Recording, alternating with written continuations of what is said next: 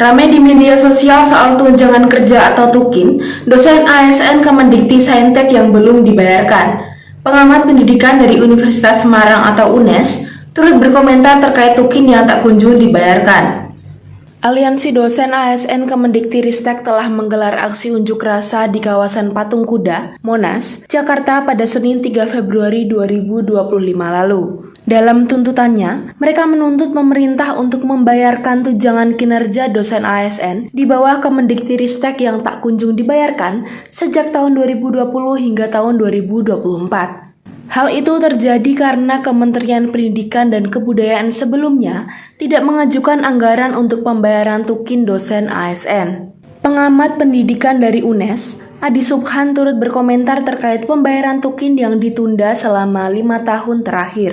Menurutnya, tukin dosen ASN yang berada di bawah Kementerian Agama sudah terbayarkan. Ia menduga alasan tak terbayarkan tukin dosen ASN di PTN beragam. Salah satunya yakni karena pada tahun 2020, Kemendikbud fokus terhadap pembuatan kurikulum darurat pada masa COVID-19. Meski begitu, menurutnya tukin seharusnya tetap dibayarkan. Edi juga menuturkan bahwa seluruh dosen ASN memiliki hak yang sama atas tukin, baik yang berada di bawah naungan Kemendikti-Ristek maupun Kementerian Agama. Lebih lanjut, Edi menjelaskan tak ditunaikannya tukin, terlebih adanya kabar soal efisiensi anggaran dapat memantik kekhawatiran. Belum lagi, saat ini kampus dituntut memiliki predikat World Class University yang juga perlu didukung secara materi. Ia juga menyebutkan adanya efisiensi ini akan banyak program penting di dunia pendidikan tinggi yang berpotensi ditiadakan. Edi juga turut menyinggung terkait wacana gaji ke-13 dan ke-14 yang juga tak kunjung dibayarkan. Belum dibayarkan, jadi dari kapan Pak?